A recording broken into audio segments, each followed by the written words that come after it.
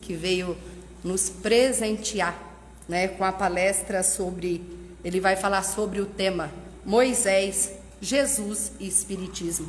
Que cada um de nós possamos olhar para dentro de nós e ouvir e levar para dentro de nós com a palestra, que vai ser uma bênção que ele se dispôs a vir aqui passar para nós e que possamos sair daqui e levar para casa e para o nosso dia a dia. Vamos fazer a oração para a gente dar início?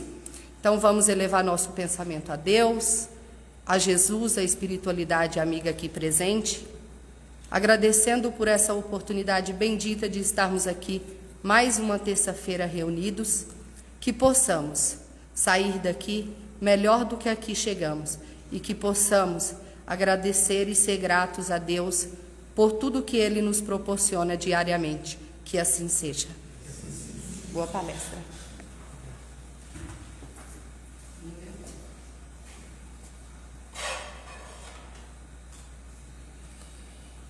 Boa noite a todos. Vou mudar o copo de água aqui, porque eu estou com a garganta meio ruim, então tem que estar tomando. Gostaria de saudar a todos aqui presentes, demais que nos acompanham pelos meios de comunicação, agradecendo igualmente à direção da casa, que nos proporciona essa oportunidade única de podermos estar falando com vocês com relação à doutrina espírita, o espiritismo, e naturalmente que nós temos vasta informação com relação àquilo que nós vamos hoje falar. Nós vamos utilizar, sim, do Evangelho. Vou pedir licença para ir lendo alguma coisa, até porque, para que nós não faltemos com fidelidade aos escritos dos Espíritos da Verdade. E é muito interessante quando nós começamos a conhecer a história de maneira mais profunda, mais acentuada, com relação ao Evangelho, às leis mosaicas, os costumes da época. Logo depois vem o Cristo e depois o Espiritismo. Então nós vamos falar das 3 revelações. E começaria lendo aqui essa passagem, quando Jesus disse, que está em São Mateus, capítulo 5, versículo 17 e 18, quando ele diz: não pensei que vim destruir as leis ou os profetas. Eu não vim destruí-lo, mas dar-lhe cumprimento. Começamos a entender, porque eu vos digo em verdade que o céu e a terra não passarão antes que tudo que está na lei não seja cumprido perfeitamente, até o último jota e um só ponto. Nós observamos nessa passagem, nessas colocações do Evangelho, que todas as leis já estavam lá na Gênesis, nas leis mosaicas, já tínhamos recebido. Mas vamos assim pôr seguimento para que a gente não vá adiantando, né? Então nós vamos falar um pouco de Moisés, mas falar de Moisés é extremamente complicado, extenso, tamanha tarefa que esse grande missionário de Jesus esteve executando sobre a terra. E há 2 partes bem distintas das leis mosaicas. A lei de Deus, promulgada no Monte Sinai, que ele mesmo recebeu, e tinha conhecimento pleno de tudo aquilo que lá estava, e a lei civil disciplinar, estabelecida por ele. E nós começamos a perguntar, mas se ele recebeu toda esta lei lá no Monte Sinai, por que as leis civis implantadas? Porque uma era invariável, a outra apropriada aos costumes e ao caráter do povo da época.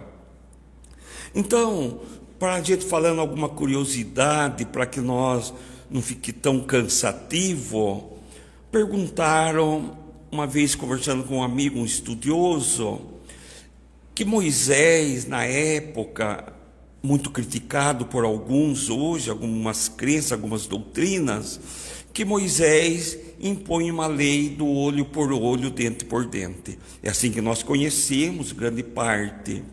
Mas nós vamos estudar as leis, e antigamente não era assim. Se eu matasse o filho de alguém, alguém vinha, matava o meu filho, exterminava eu, toda a minha família, e tomava posse de meus bens. Era uma lei vingança muito injusta, muito desajustada. Ele ajusta essa lei, olho por olho, dente por dente. Ele diminui a matança. Então nós percebemos que o povo já estava evoluindo, como nós estamos evoluindo. Então, as leis de Deus, ela está formulada nos 10 mandamentos. Se nós pegarmos as leis do Cristo, os ensinamentos de Jesus, vamos ver que toda ela está desenvolvida dentro do seu termo. Mas nós olhamos hoje e pensamos: não tomeis o nome do Senhor em vão. E é o que nós mais fazemos. Mas há tantas maneiras de usar o nome em vão de Deus. Lembrar e santificar o sábado. O que será que ele quis dizer com isso numa época daquela? Nós entendemos então, quando Jesus também diz: o sábado foi feito para o homem, não o homem para o sábado. Quer dizer, que todos os dias são santificados. Percebe? Mas ele tinha as suas razões. Honrai vosso pai e vossa mãe. Nós já passamos quantos 1000 anos, e ainda muitos de nós jogamos nossos pais nos lares ou nos asilos, por alguma razão ou por outra. Não estamos aqui para julgar ninguém, muito pelo contrário, mas esquecemos do honrai vosso pai e vossa mãe na atualidade, quando temos todas as informações, quando entendemos que nossos pais, nos seguraram nos nossos primeiros passos, nossas mães carregou nós no ventre por 9 meses, e muitos de nós éramos inimigos dela, mas ela suportou nós 9 meses. E aí, quando nós conhecemos as leis da reencarnação, percebemos isso tudo. Não matareis, e nós às vezes matamos pessoas com palavras, às vezes matamos a alma. Não vamos entrar no sentido da morte física, mas o que mais vemos, mas matamos uma vida com uma palavra, com sentido, com um gesto. Não adultereis, não só o adultério da infidelidade, mas quantas coisas nós adulteramos. Adulterar, e prejudicamos muitas pessoas, e muitas vezes nos prejudicamos. Não prestai falso testemunho.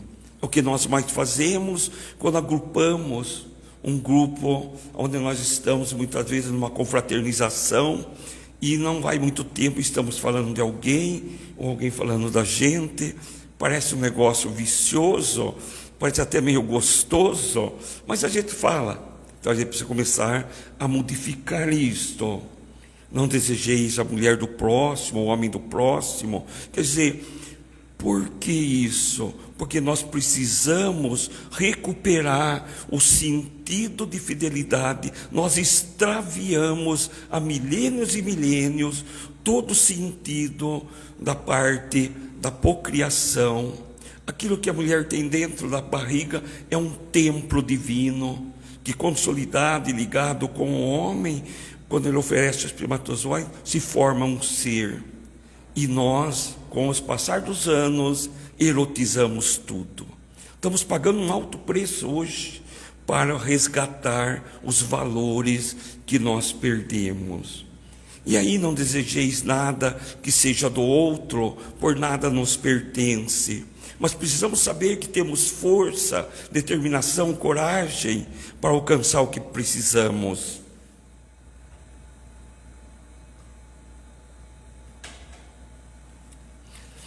Então, esta é a lei de todos os tempos e de todos os países, e tem por isso mesmo um caráter divino. Tudo isso que nós aqui lemos, nós, quando vamos estudar Emmanuel, diz que Emmanuel é o maior analista do Evangelho de Jesus sobre a terra, o maior analista.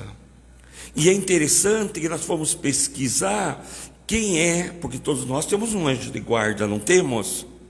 Quem é o anjo de guarda de Emmanuel? Paulo de Tarso. Percebe tamanha tarefa, e ele se incumbe, depois de perseguir os cristãos, porque Paulo era casto, né? O que ele faz?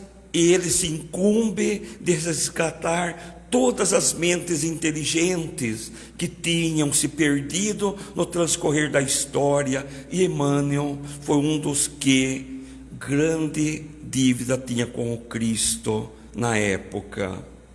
Então todas as outras são leis estabelecidas por Moisés, mas por quê?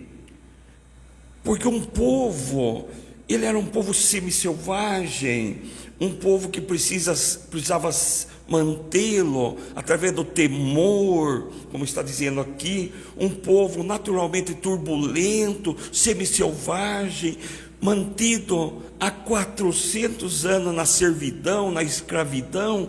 Como você vai pegar um povo que nasce e desencarna, reencarna e desencarna na condição de escravo?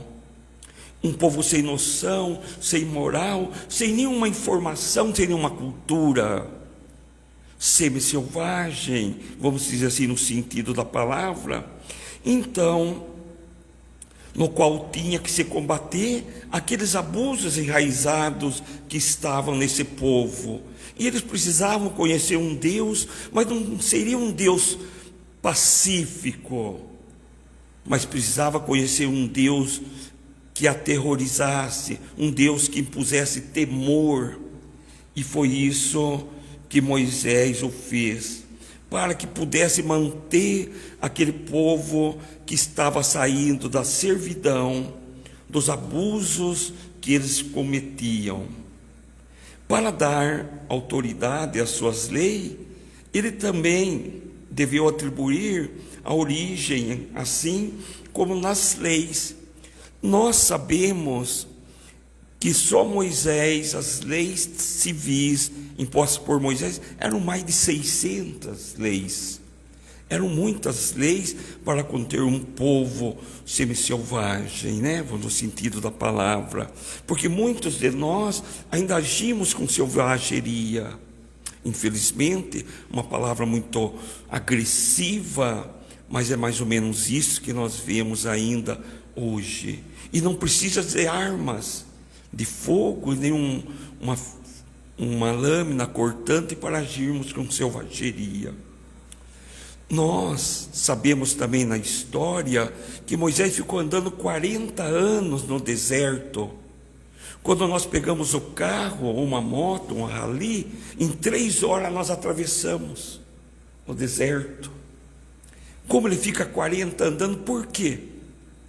Para aquele povo mais velho, mais antigo, turbulento, foram desencarnando e nascendo outros com conceitos mais favorecidos do Cristo, com leis mais impostas, com disciplinas. Então, um povo que sai numa situação de ignorância total e nasce-se num meio onde se encontra um povo mais moralizado, mais elevado nos conceitos éticos morais. Então a autoridade do homem deveria ser, como está aqui, apoiar-se sobre a autoridade de Deus. E foi o que Moisés fez. Ele era a autoridade de Deus sobre a terra e sobre o povo mosaico. E mais do que isto, só a ideia de um Deus terrível poderia impressionar homens ignorantes, nos quais o senso moral e o sentimento de uma delicadeza de justiça, uma delicada justiça, eram ainda pouco desenvolvidos na época. E nós vemos ainda hoje as leis que deveriam já ter mudado algumas, não estão sendo. Na época não era muito diferente, é até um pouco pior do que é hoje, não é? Então, as leis mosaicas propriamente ditas tinham, pois, um caráter essencialmente transitório.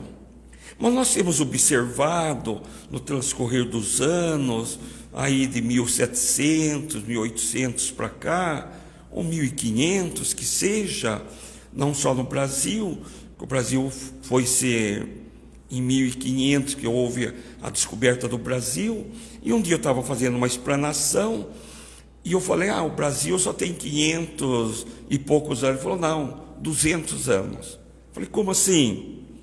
Porque 300 anos, mais ou menos, era uma selvageria, um povo sem disciplina. Todos os portugueses que eram marginais mandavam para cá. Então foi uma colonizada por pessoas de má índole.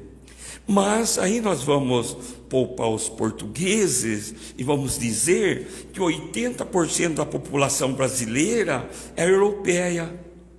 Percebe? Todos nós altamente comprometidos, tirados do nosso berço e vindo para terras estranhas, ou terras aonde estamos fazendo parte do coração do mundo, pátria do Evangelho. Então, foi uma passagem, um tempo, uma era, como tudo tem seu estágio de evolução, tudo é transitório. E quando Cristo percebe, vem o próprio governador planetário encarnar-se sobre a Terra. E nós precisamos ter essa informação, que todos os espíritos da grande falange de espíritos que evoluíram em linha reta, numa outra orbe e não na Terra, Jesus foi o único espírito que evoluiu em linha reta, que encarnou na Terra, não reencarnou, tá? Encarnou uma vez só sobre a Terra. Segundo Emmanuel, o espírito que evoluiu em linha reta, Jesus, nosso governador planetário.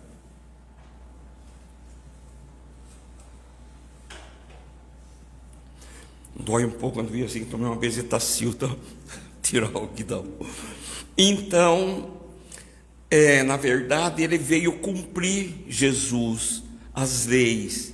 Quer dizer, desenvolvê-la, dar seu verdadeiro sentido às palavras, aos ensinamentos das leis mosaicas, porque nós não estudamos as velhas leis, as leis antigas, mas tem muito conteúdo, riquíssimo em informações que nós poderíamos utilizar, lá está. E ele vem apropriá-la ao grau de adiantamento dos homens. Então, quando Jesus vem sobre a terra, o povo já tinha dado um grande salto no seu estágio evolutivo. Então é o momento de trazer a boa nova, e vem o próprio Cristo, o próprio governador planetário sobre a terra. Por isso se encontra nessa lei o princípio dos deveres de Deus e para com o seu próximo. Nós, o nosso dever para com Deus e para com o nosso próximo. Então, quando nós estamos aqui trazendo um pouco para nós precisamos entender dos deveres que nós temos para com Deus, porque é Ele que nos criou à sua semelhança. Mas não pensemos nós que Deus nos criou à sua semelhança física, porque muitos de nós pensamos que é um Deus lá barbudo, sentado num trono. Não, a sua semelhança de ideais, de amor, de luz, de solidariedade, de paz.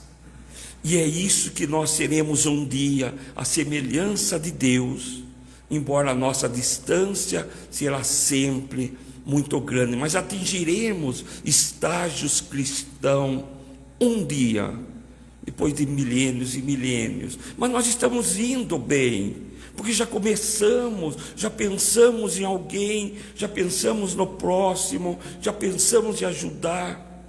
E não podemos esquecer, quando Paulo de Tarso fala, o dever, a caridade como dever.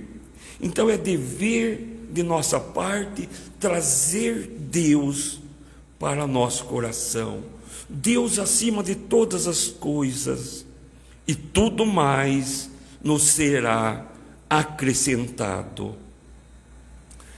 E se nós, os senhores, fizerem uma retrospectiva nas suas vidas, vocês vão ver que é mais ou menos isso que aconteceu conosco.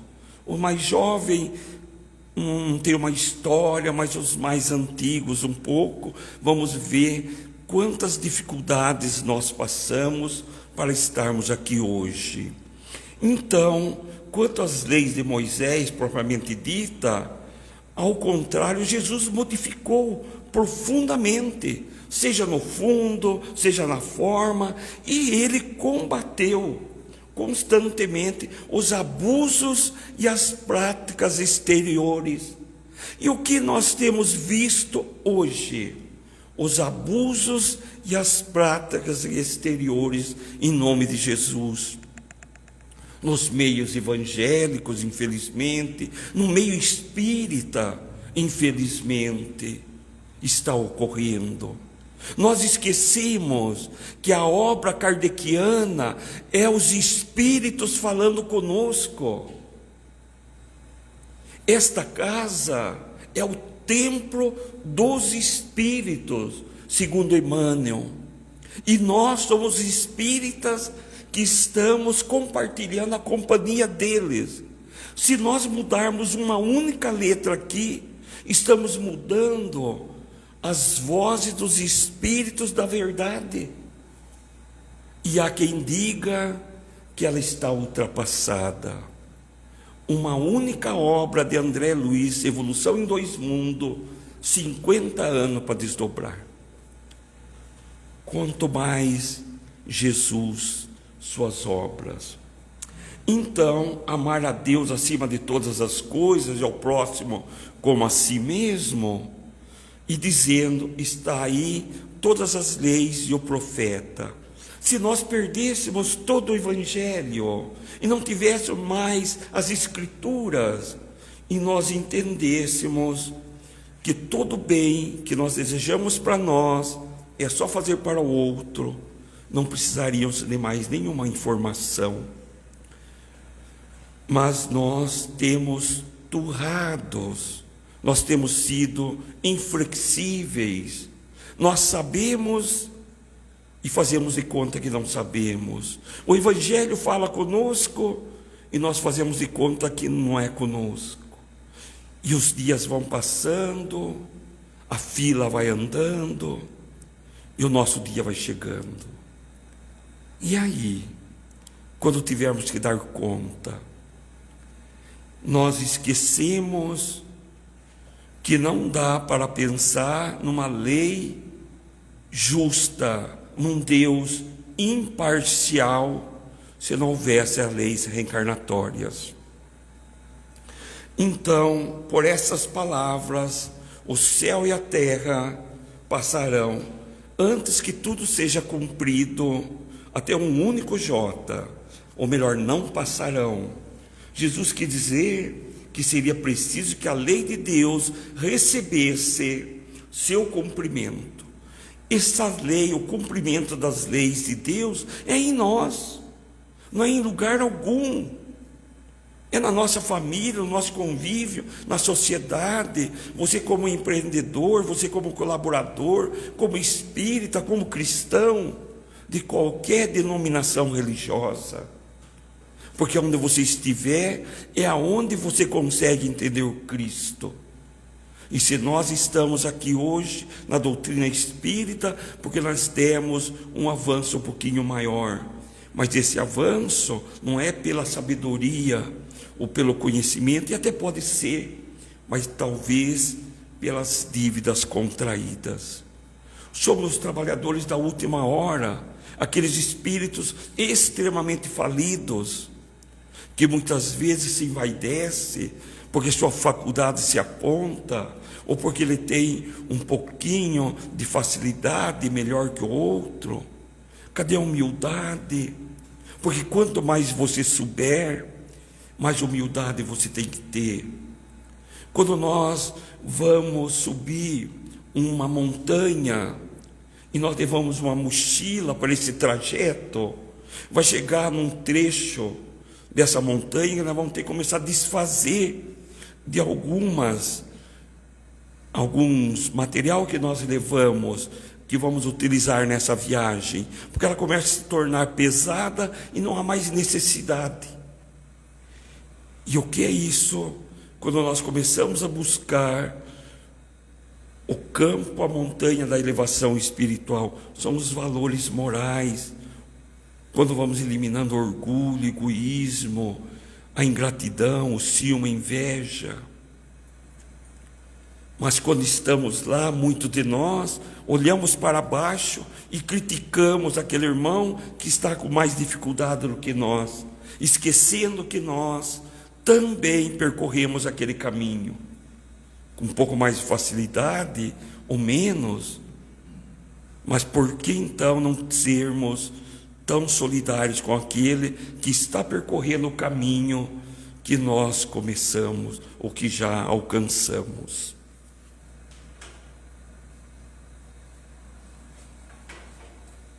Aí, meus amigos, o papel de Jesus, ele é de um simples legislador moralista, sem outra autoridade senão a sua palavra.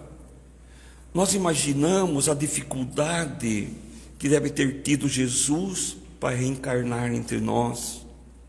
Tamanha luz, tamanha imensidão. Olha o sacrifício de Jesus.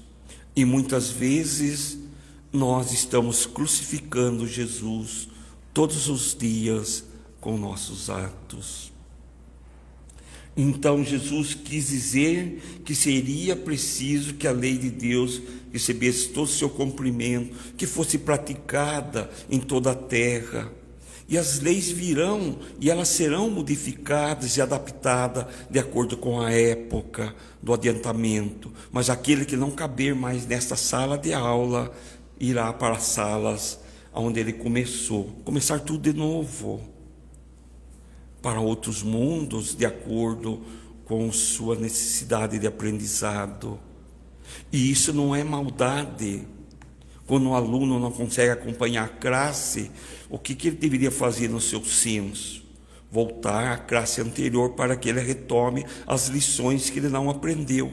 Assim será conosco com relação às vidas em outros planetas de mais baixo, onde teremos lá consequências dolorosas. Então, o papel de Jesus, é trazer tudo e anunciar a sua vinda. Então, ele veio ensinar aos homens a verdadeira vida não está sobre a terra, mas no reino dos céus. Olha só, naquela época ele já falava, mas nós não entendíamos. Há muita morada na casa do meu pai. E nós só viemos entender depois, quando veio o Consolador prometido. Porque Jesus não poderia dizer todas as coisas na época. Nós não compreenderíamos ele assim, o deixou claro. E essas ideias não poderiam vir antes de um certo grau de maturidade do espírito humano. Teria que esperar, como nós, quando vamos numa árvore para apanhar um fruto, nós não vamos arrancá-la antes do tempo, até que ela esteja madura o suficiente. Assim são as leis divinas para conosco, Elas vêm no momento que o espírito humano tem a maturidade necessária. Mas chegava o momento da ciência, que deveria contribuir poderosamente para a inclusão da humanidade, do espírito humano, para o desenvolvimento das nossas ideias, dos nossos costumes. Seria preciso dar à ciência o tempo de progredir. E como na França era o centro de todas as atenções, foi lá que nasceu a doutrina espírita. Foi lá que existia o codificador, o organizador, Allan Kardec. Então, nós vamos entendendo que tudo no tempo certo, na hora certa, no lugar certo. Mas por que hoje na França não se fala em espiritismo mais? Mas o Brasil, coração do mundo e pátria do Evangelho. Porque nós temos uma grande dívida, uma grande tarefa, um grande trabalho a realizar-se no nome do Cristo. E diria para todos nós que nós não brinquemos, estou falando sério, não brinquemos com a faculdade mediúnica, não brinquemos com a terceira revelação do Cristo, o Consolador prometido. Nós não sabemos do que nós nos comprometemos. É muito sério o comprometimento que nós estivemos com os espíritos que nos auxiliam nessa nossa jornada. Nós sabemos disso hoje. Não podemos negar que não sabemos. Não podemos dizer que ignorávamos, né? Então, o Espiritismo é a nova ciência que vem revelar para nós, todos nós, por provas irrecusáveis, sem permitir que nós venhamos a gesticular, provas, né, irrecusáveis da existência e da natureza dos espíritos, desse outro mundo espiritual paralelo conosco, aonde se acotovelamos tamanha quantidade de irmãos desencarnados que se relacionam conosco, aonde nós somos influenciados e influenciamos, porque senão Kardec não perguntaria aos espíritos, no livro dos espíritos, se os espíritos nos influenciam mais do que vocês imaginam. Na verdade, são eles que te conduzem. Mas se são eles que nos conduzem, como é que está nosso pensamento, nosso sentimento, nosso comportamento? Como é que estamos agindo? Porque de acordo com o que pensamos, é as companhias que nós temos. Porque o pensamento atrai uma força viva, que ela aflora. Se tiver aqui um dos senhores, uma das senhoras pensando no fogão lá, que se esqueceu ligado, ou não fechou a janela, nós criamos a imagem. O nosso pensamento cria uma imagem, tamanha, nosso pensamento ser vivo. E os espíritos benfeitores estão aqui já circulando esta sala para nos assistir, vai nos observar e vai ver a nossa tela mental, porque ela cria uma imagem, ela projeta uma imagem. Então é muito sério a doutrina espírita. Hoje eu posso até dizer, olha, eu gosto muito de você, Juca, e de repente não gostar, e ele pensa que eu gosto, e eu consigo enganá-lo, mas quando eu sair desse corpo eu não consigo mais. Por isso há duas condições que nós não podemos voltar para o plano espiritual, duas condições que nós não podemos voltar: quando nós não perdoamos e quando nós ainda agimos com hipocrisia. Sejamos verdadeiros, corretos conosco mesmo, porque seremos juízes e carrasco na nossa própria causa. Isso o Espiritismo vem ensinar para nós. Seria melhor que nós não soubéssemos disso.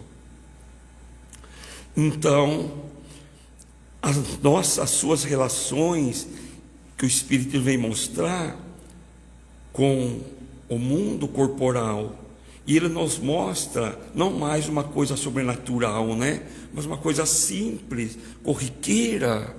Hoje nós conseguimos sentir, qualquer ambiente que nós estejamos, o campo vibratório do local, até o campo vibratório do nosso companheiro ou da nossa companheira, com muito mais facilidade do que na antiguidade. Eu queria dizer que também está terminando a era de tratar o efeito, tá bom? Está chegando o momento de tratar a causa, A doutrina espírita tem batido muito nisto.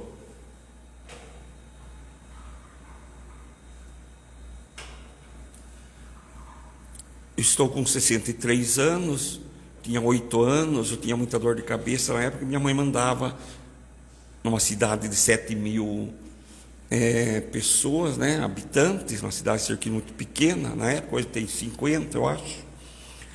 Tinha acho que umas 8 benzedeiras, uma benzia com terço, outra com arruda, outra com copo na cabeça de água, outra com... Cada qual tinha a sua maneira. Sumiu, não há mais. Quem precisa agora tem que ir para a casa espírita, tomar passe, e aí é obrigado a ouvir o Evangelho. Mas por que é obrigado a ouvir o Evangelho? Porque muitas vezes a cura nossa está numa problemática que nós carregamos dentro de nós. Uma mágoa, um ressentimento, um rancor. Quantas vezes nós guardamos rancor de alguém e aquela pessoa nem sabe? Percebe como nós estamos vivendo num vazio. Nós temos tudo, eu tenho certeza que os senhores que estão aqui, todos têm um carro, se não tem, tem para chamar um Uber. Espera lá, ninguém tem dificuldade financeira, mas muitos de nós temos um vazio existencial. O que é esse vazio existencial em nós? É o Cristo faltando agir. Mas o que é o Cristo dentro de nós? Perdoar, amar, compreender, ser mais sereno, menos orgulhoso, menos egoísta. Então nós precisamos começar a se libertar dessas mazelas que não tem sentido algum conservar dentro de nós. Por isso todas as leis do Cristo direcionam-se à nossa correção mental, porque todas as nossas enfermidades físicas iniciam-se no nosso campo mental, no nosso ser pensante, na nossa alma. Até então, atirados por essa razão ao domínio do fantástico e do maravilhoso, muitos de nós, antes de chegar ao Espiritismo, vou contar uma história para vocês. A minha falecida esposa, ela falava assim, muitos anos atrás, 50, 60 anos, 50 e poucos anos, que no sítio havia um tio dela que chamava, falava tudo que fosse nome feio, chamava o Saci, e diz que de manhã, quando eles levantavam e iam para o sítio, moravam no sítio, os cavalos estavam com as crinas trançadas. Eu não sei onde isso havia realidade. E os fumos que ele tinha guardado na gaveta, sem abrir a gaveta, não tinha nem fumo mais lá dentro. E ele chama a verdade, é um conto. Parece... Eu falei, mas como? Eu não conhecia o Espiritismo na época, mas é verdade. Depois fomos descobrir as leis, as energias, a energia vital, como que chama? Aquela que nós movimentamos, podemos tirar, essas coisas todas que a doutrina espírita descobriu nos movimentos das cadeiras, das mesas girantes e tal. Então nós fomos descobrir que os espíritos agiam em cima das energias, e lá aquelas pessoas de má índoles, que era esse senhor que eu cheguei a conhecê-lo, que Deus o perdoe, mas ele era um médium que havia carregado de energias e proporcionava aos espíritos fazer essas modificações e tirar coisas da casa. Estudando a doutrina espírita, vamos vendo tudo caindo sobre terra, o que parecia ser maravilhoso, sobrenatural. Então a lei do Antigo Testamento está personificada em Moisés. A do Novo Testamento está personificada no Cristo.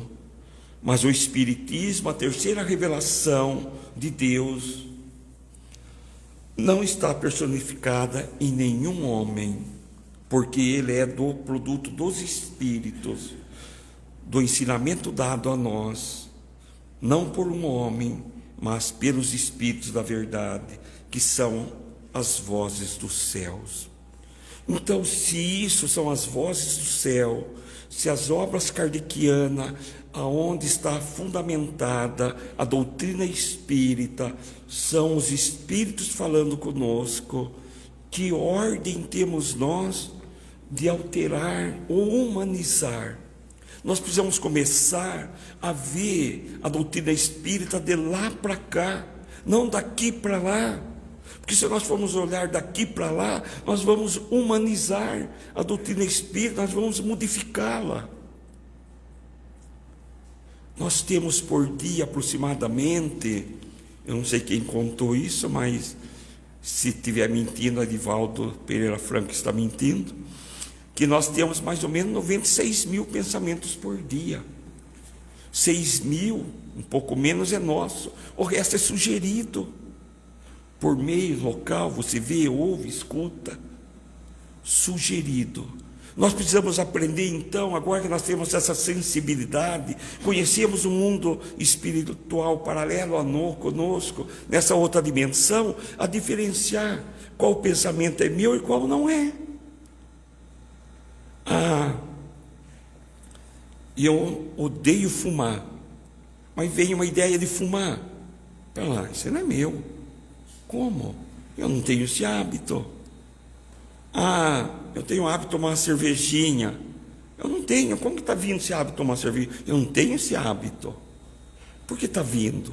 Então você começa a diferenciar o pensamento que é seu do que não é seu. Sabe? E vem pensamentos que muitas vezes, eu confesso ao Senhor, me dá vergonha saber que passou um pensamento desse na minha cabeça. Como que pode isso, né? Então nós estamos a todo instante bombardeados por pensamentos e sentimentos de meio, seja de encarnados e desencarnados, como nós também emitimos e também recebemos. Então, da mesma forma que o Cristo disse, eu não vim destruir a lei, mas dar-lhe cumprimento, porque foi exatamente isso que ele veio, o Espiritismo diz igualmente, eu não vim destruir a lei cristã, mas cumpri-la. Ele não ensina nada ao contrário do que o Cristo nos ensinou, muito pelo contrário, preparar-nos o cumprimento das coisas. E pois a obra do Cristo que o preside, como igualmente anunciou ele, a regeneração que se opera e prepara o reino de Deus sobre a terra. Então olha só quanto trabalho ainda temos que fazer, quanto precisamos modificar.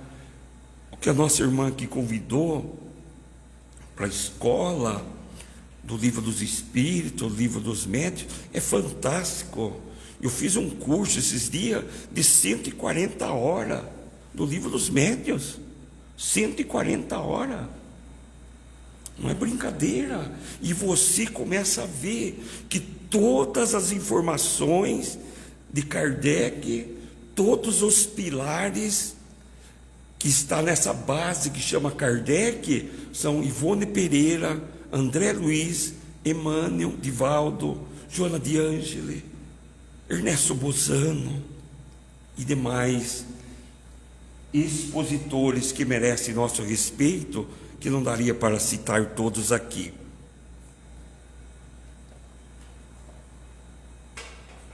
Então, meus irmãos, para que nós terminemos, precisamos entender o que estamos fazendo aqui. Antigamente, numa das passagens, a gente falava assim, numa das explanações das nossas falas, de onde vim, por que vim, o que fazer, para onde vou. Agora nós sabemos de onde viemos, por que viemos, o que temos que fazer e para onde voltamos. Sabemos que a nossa moeda de retorno, o que nos dará direito a um hotel, uma pousada um pouquinho melhor, depende do que nós fizermos aqui. Não que nós estejamos trabalhando por isso, nem me passa na minha mente isto, fazer simplesmente pelo prazer de fazer. Mas nem sempre foi assim, tá? Porque você não começa de hoje para amanhã e você já tem fé, você já desenvolveu amor. Tudo é muito devagarinho. E o amor começa quando Paulo de Tarso diz: o que é o amor? Dentro do amor cabe paciência, tolerância, compreensão, aceitação, gratidão. Cabe tudo isso dentro do amor. Então não comece pensando que você já vai encontrar alguém na casa espírita e vai abraçar: eu te amo. Não é isto. E vamos adotar três pontos fundamentais para nós. Quando conhecemos a doutrina espírita, nós precisamos aprender a lidar com a compreensão, com a aceitação e com a ingratidão. São as ferramentas mais cortantes, mas é ela que vai nos elevar a pontos mais altos, que vai dar o verdadeiro sentido. E acredite, quando você chega nos 63 anos, você começa a ficar meio pensativo aqui, tá? Meu Deus, será que é hoje? Será que acordo amanhã? Não acordo? Então vamos trabalhar rápido aí, né? Quem é jovem está tranquilo, mas eu já vou ficando assim, meio seguro, né? Mas é isto, ó. Ser espírita é amar, é compreender, aceitar, sabe? É ser feliz, é viver hoje como se fosse o último dia da vida, mas cuidar do corpo como se fosse viver eternamente. E ame mais, abrace mais, tolere mais, se converse mais com a esposa, com o esposo, ajude mais nos afazeres de casa, seja mais, esquece um pouco o celular, conversa, dá a senha ao seu celular para sua esposa, para o esposo, faz isso. Desejo muita paz, muita luz, muita gratidão pela paciência, pela atenção. Eu não vou fazer a prece final, porque estou meio...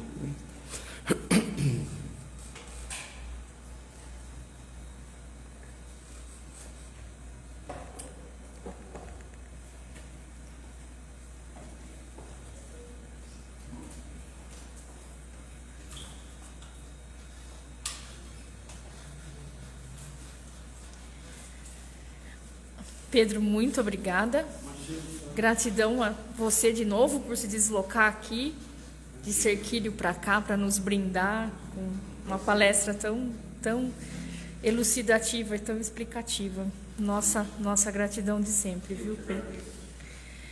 Gente, só lembrando, nós estamos indo para a segunda parte do trabalho, que a gente possa, depois que nós encerrarmos aqui, quem for participar do passe, possa aguardar nos seus lugares, que o Cristiano vai estar orientando.